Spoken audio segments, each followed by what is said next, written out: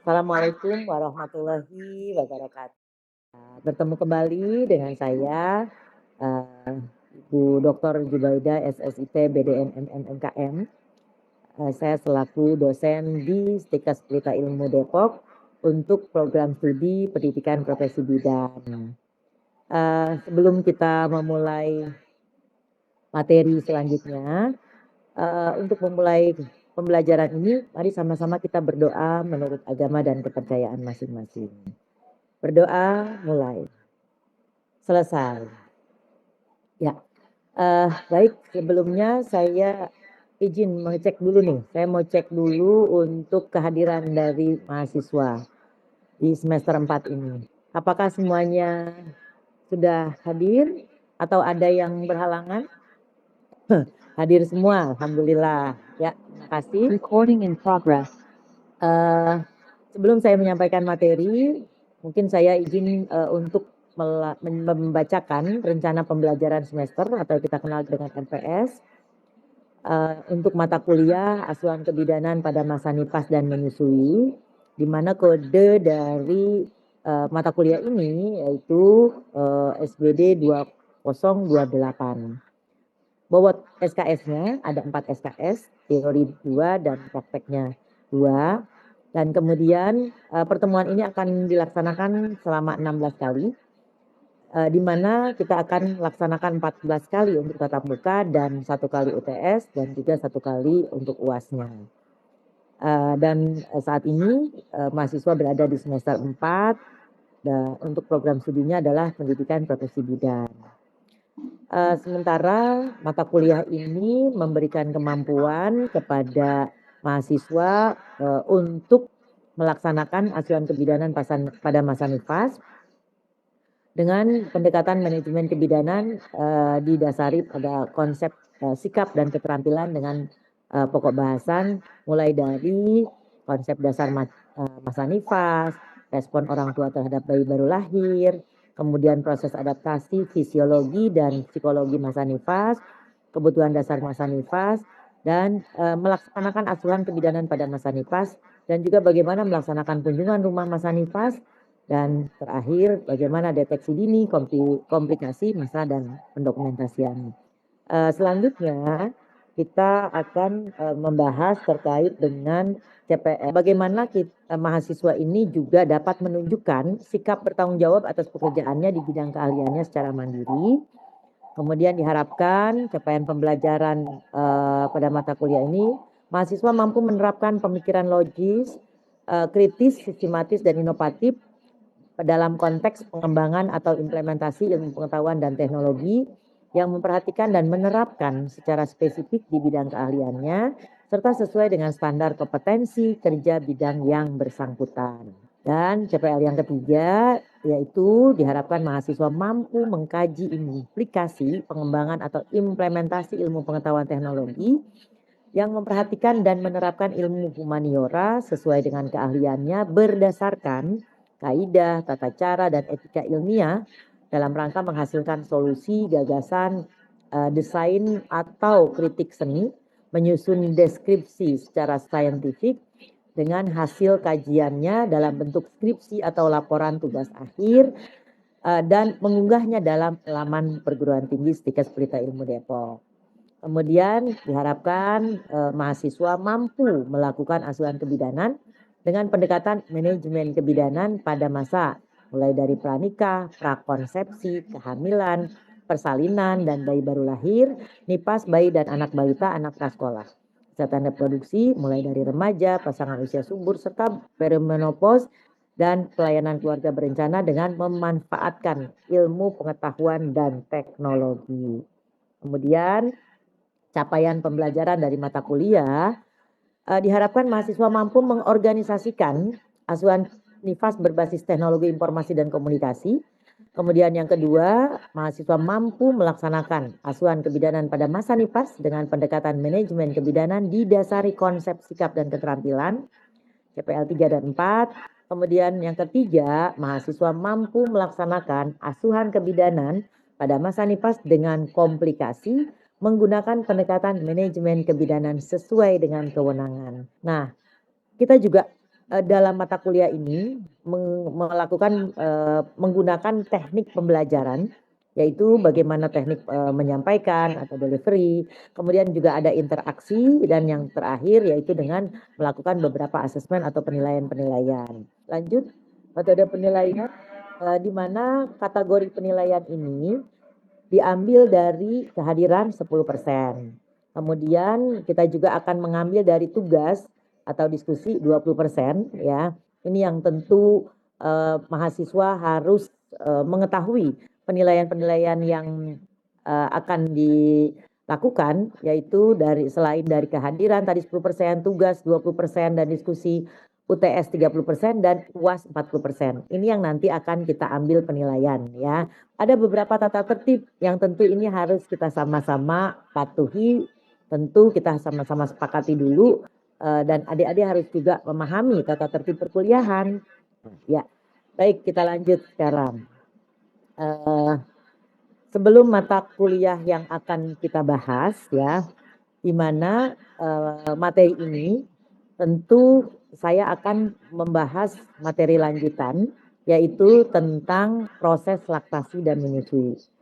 Jadi materi ini akan kita laksanakan dalam beberapa ini ke depan. Oke, next slide. Nah, ini mungkin saya ingin mengingatkan kembali nih pada materi-materi sebelumnya, di mana kita juga pernah membahas tentang anatomi payudara. Ya, kita lihat dulu video tayangan video ini. Silakan kita saksikan dulu. The production of breast milk is one of the greatest miracles of the female body and is synchronized with pregnancy, childbirth, and the growth of the baby. Breast milk is produced in the mammary glands, where primary elements called alveoli are located,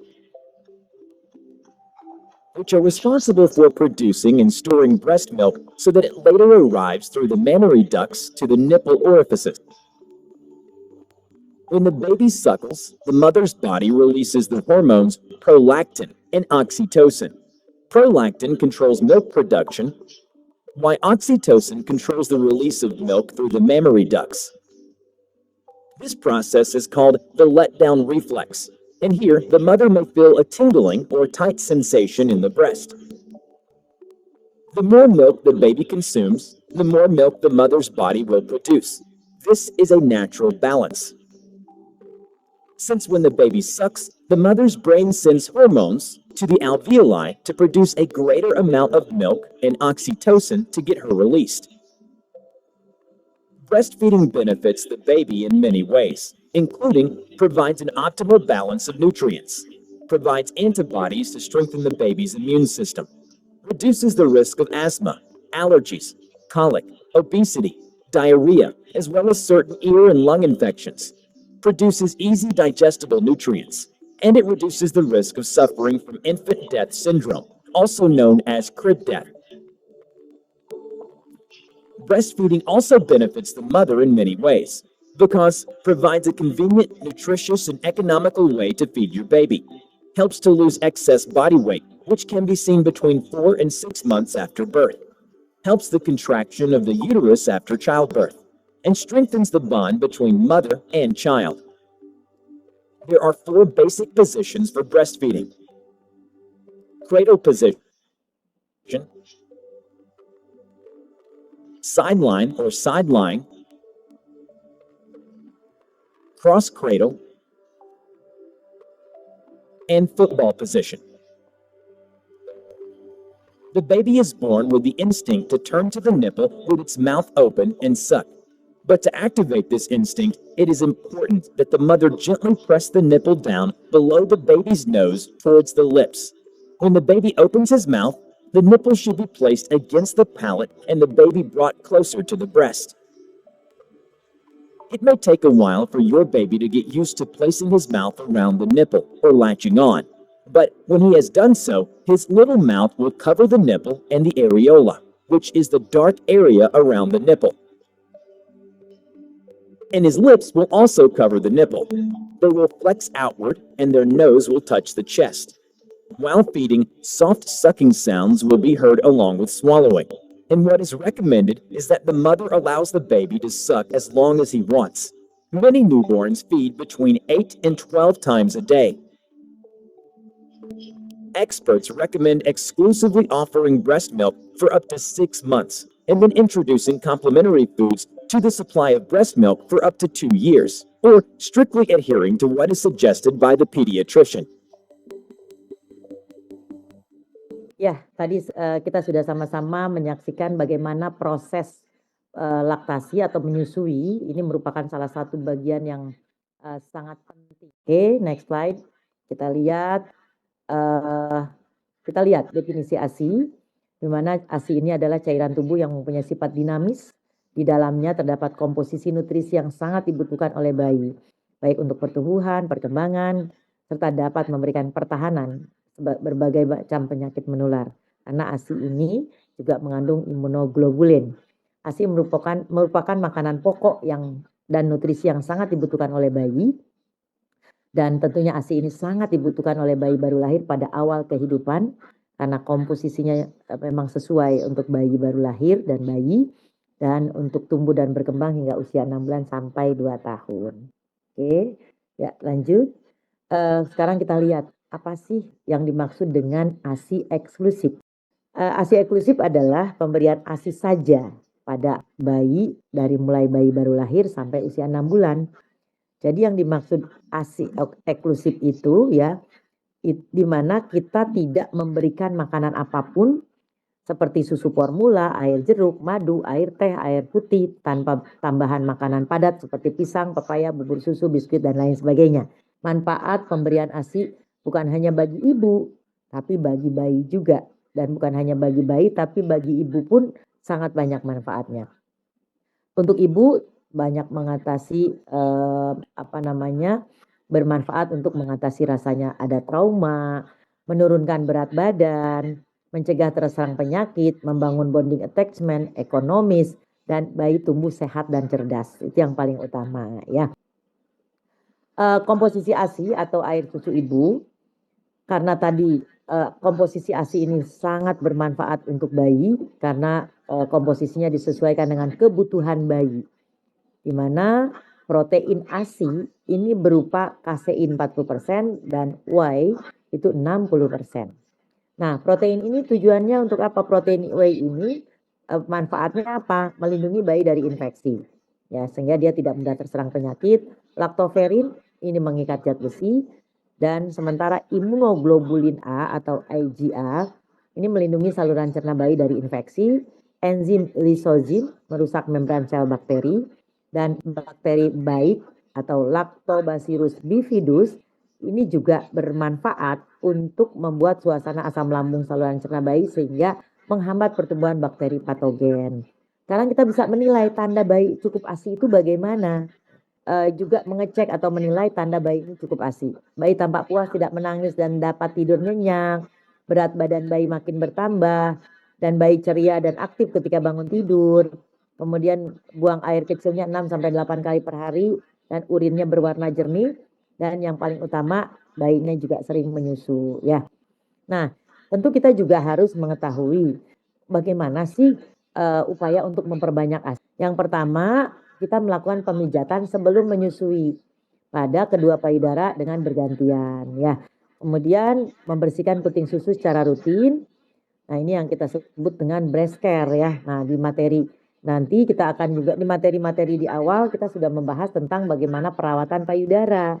Tujuannya perawatan payudara ini adalah justru ini untuk memperbanyak ASI ya. Kemudian menghindari penggunaan DOT atau empeng agar tidak terjadi bingung kuting. Menyusui bayi setiap 2-3 jam sekali, karena tadi dalam satu hari 24 jam minimal 8 atau 12 kali menyusui. Mengkonsumsi banyak sayur, kacang-kacangan dan buah-buahan karena ini sangat dibutuhkan terutama untuk ibu menyusui. Dan mengkonsumsi air putih minimal 2 liter per hari. Bila menggunakan kontrasepsi, pilih KB yang tidak mengganggu produksi ASI. Kemudian melakukan perawatan payudara atau breast care atau pijat oksitosin atau pijat laktasi ya. Nah, sekarang kita sebagai calon-calon bidan ya, bagaimana dukungan dari seorang bidan yang paling utama, karena proses pengeluaran ASI ini juga dipengaruhi oleh masalah-masalah psikologis. Dan dukungan fisiknya bagaimana?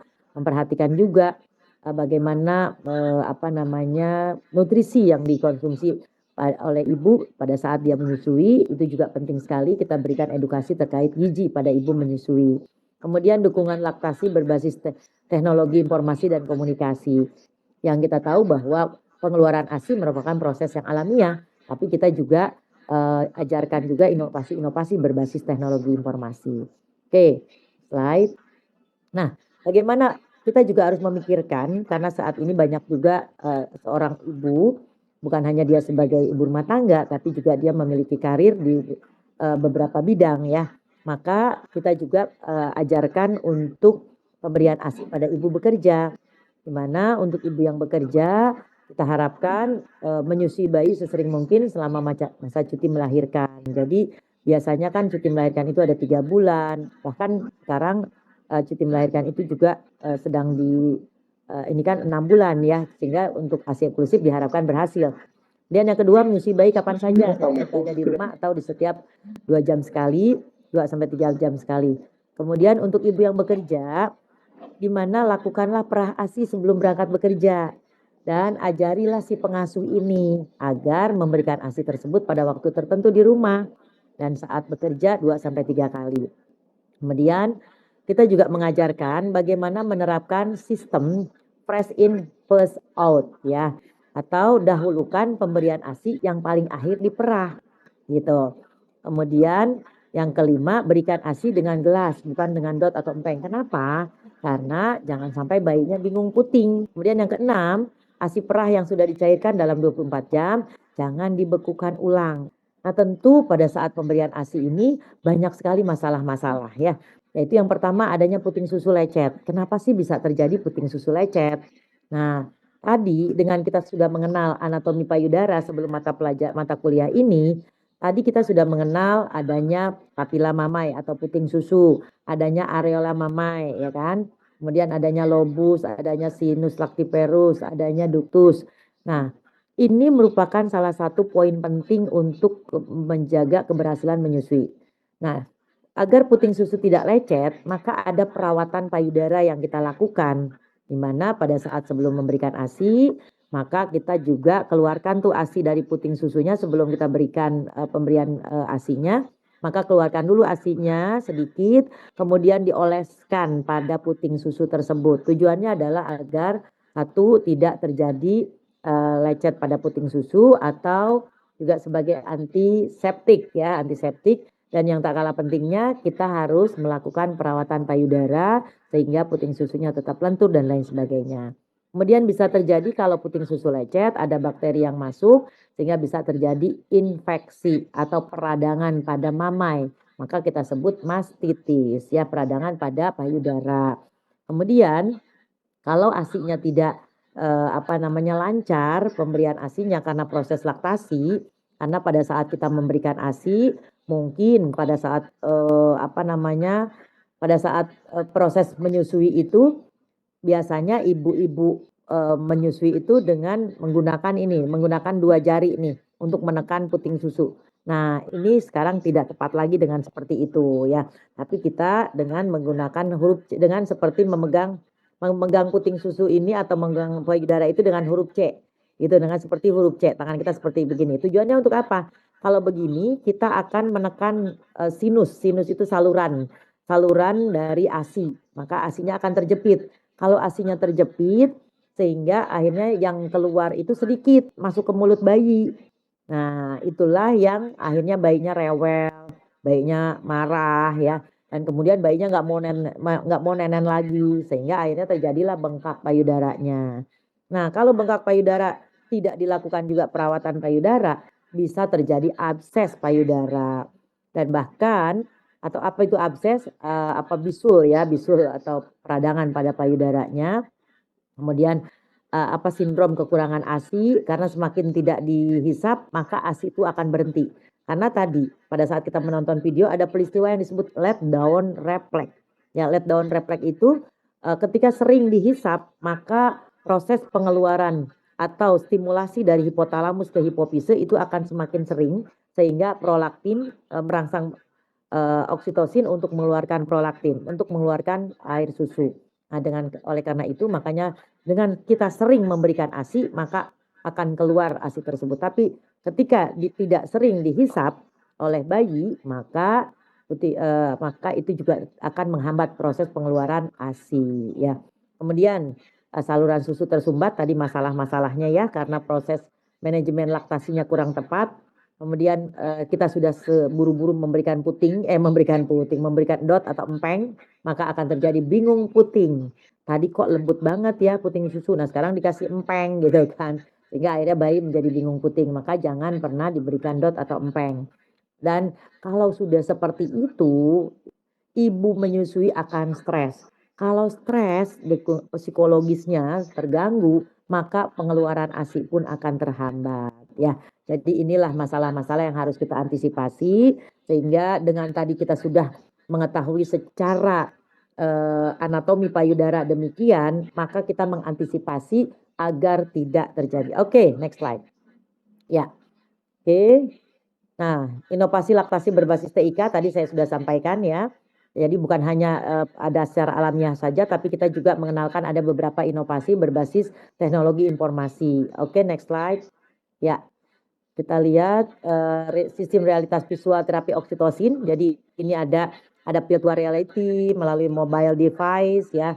Ini juga menggunakan skema yang mudah dimengerti dan mudah dijangkau. Jadi ada macam-macam inovasi dalam rangka untuk proses keberlangsungan menyusui. Nanti kita bisa lihat secara ini ya bagaimana sih sebetulnya visual terapi oksitosin ini. Nah, ini ada edukasi terkait dengan busui. Sistem informasi edukasi untuk rangsangan hormon oksitosin untuk ibu menyusui, untuk ASI eksklusif, cara menyusui, kemudian bagaimana kita untuk menghasilkan hormon oksitosin, dan kemudian juga pada saat menyusui ada partner pada saat menyusui. Kemudian kita juga ada video-video terkait menyusui ya, ada terapi audio visual, ada virtual reality, dan semuanya ini dibuat untuk memperkuat sistem informasi dan edukasi dalam rangka untuk merangsang hormon oksitosin untuk ibu menyusui gitu ya. Nah, di sini kita mulai ya. Nanti saya contohkan dulu, nanti saya minta dari adik-adik untuk mencoba. Apa susahnya memberi ASI eksklusif kepada bayi, awali dengan inisiasi. Ayo kita sukseskan ASI eksklusif. Yuk, bayi tumbuh sehat, cerdas, dan kreatif. Inisiasi menyusu dini, beri hak bayi semenjak dini. Itulah metode terkini. Ibu senang, bapak senang, bayi riang. Oh, jangan lupa tiap bulan terus ditimbang. Ibu dan bayi menikmatinya. Seluruh keluarga berbahagia karena irit uang belanja. Ayo kita sukseskan ASI eksklusif. Yuk, bayi tumbuh sehat, cerdas, dan kreatif. Hore! Ya, ayo sekarang siapa yang akan membantu ibu untuk bernyanyi? Karena nanti Anda semuanya harus bisa menyanyi ini dan dikampanyekan kepada ibu-ibu menyusui supaya semangat. Ya, silakan. Siapa? Saya Ibu. Oke, siapa nih? Yeni ya? Ya Ibu. Baik, silakan Mbak Yeni. Apa susahnya memberi ASI Good. eksklusif kepada bayi, awali dengan inisiasi. Ayo kita sukseskan ASI eksklusif. Yuk, bayi tumbuh sehat, cerdas, dan kreatif. Inisiasi menyusudinya. Yuk kita sambil kasih jempol. Terlihat baik semenjak dini, itulah metode terkini. Ibu senang, bapak senang, bayi riang. Oh, jangan lupa tiap bulan terus ditimbang. Oke. Nikmatinya seluruh keluarga berbahagia karena irit uang belanja. Ayo kita sukseskan ASI eksklusif. Yo, bayi tumbuh sehat, cerdas, dan kreatif. Oke, kita berikan aplaus untuk Mbak Yeni. Terima kasih. Dari materi-materi yang sudah saya sampaikan tadi, mungkin kita akan mengevaluasi keseluruhan dari materi ini ya. Kita akan segera menyimpulkan beberapa materi yang sudah saya bahas.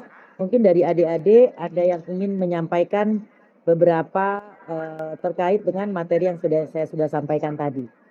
Baik, Ya. yang tadi sudah kita bahas dan kita pelajari yaitu ASI merupakan makanan pokok dan nutrisi yang sangat dibutuhkan bayi dari awal kelahiran sampai usia 2 tahun. Dan adapun ASI eksklusif yaitu makanan pokok ASI yang diberikan sampai usia 6 bulan secara eksklusif tanpa makanan dan cairan tambahan apapun. Lalu adapun komposisi dari ASI sendiri terdapat KCI 40% dan whey 60%, dan juga ada enzim lisozim dan imunoglobulin A serta bakteri baik seperti albuminium dan juga lactoferrin. Lalu upaya apa sih cara memperbanyak ASI? Yaitu dengan cara metode Brewster salah satunya, dan juga memenuhi kebutuhan cairan dan nutrisi bagi ibu. Dan seperti yang dilihat di video, ada juga teknik memberikan ASI yaitu dengan cara side by side lens dan juga cross cycle. Nah, lalu dukungan bidan sendiri di sini sangat berperan ibu penting dalam proses laktasi seperti psikologi, fisik, dan juga laktasi berbasis TIK, teknologi informasi dan komunikasi. Lalu dengan ASI dapat bayi tumbuh sehat, cerdas, dan kreatif. Luar biasa. Kita berikan aplaus dulu. Dan untuk seluruh mahasiswa, baik itu tadi untuk Mbak Sinta, Mbak Angelita, Mbak Yeni, dan seluruh mahasiswa yang sudah mengikuti perkuliahan hari ini, saya akan sedikit review saja ya terkait dengan materi yang sudah kita bahas tadi. Ya, bahwa kesimpulan dari materi ini, di mana ASI adalah makanan yang terbaik bagi bayi. Tadi sudah sangat bagus disampaikan dan diberikan sampai usia 2 tahun. Manfaat ASI ini sangat penting bukan hanya bagi kesehatan ibu, juga untuk mendukung tumbuh kembang pada bayi. Dan bayi yang cukup ASI ini akan menjadi sehat dan mengalami peningkatan berat badan. Dan yang keempat, yang tak kalah pentingnya adalah dukungan bidan sangat diperlukan dalam proses dan keberhasilan baik bagi ibu untuk memberikan ASI secara psikologi, fisik, dan teknologi informasi. Baik adik-adik sekalian, materi kita sudah sampai di penghujung. Terkait studi kasus ya, ada tugas nanti saya akan sampaikan, ada studi kasus yang akan dibahas bersama, dan penugasan ini nanti mohon untuk Anda segera kumpulkan di laman LMS Tiket Pelita Ilmu Depok. Tugas studi kasus ini ya nanti saya akan sampaikan tugasnya. Kemudian jangan lupa nanti kita akan minggu depan kita akan membahas materi terkait dengan bonding attachment, respon ayah dan keluarga, sibling lipari ya. Dan mudah-mudahan materi yang saya sampaikan ini bermanfaat untuk kita semua. Sebelumnya saya mohon maaf apabila ada hal-hal yang kurang berkenan. Saya tutup. Billahi taufiq wal hidayah. Wassalamualaikum warahmatullahi wabarakatuh. Waalaikumsalam warahmatullahi wabarakatuh. Terima kasih, Ibu.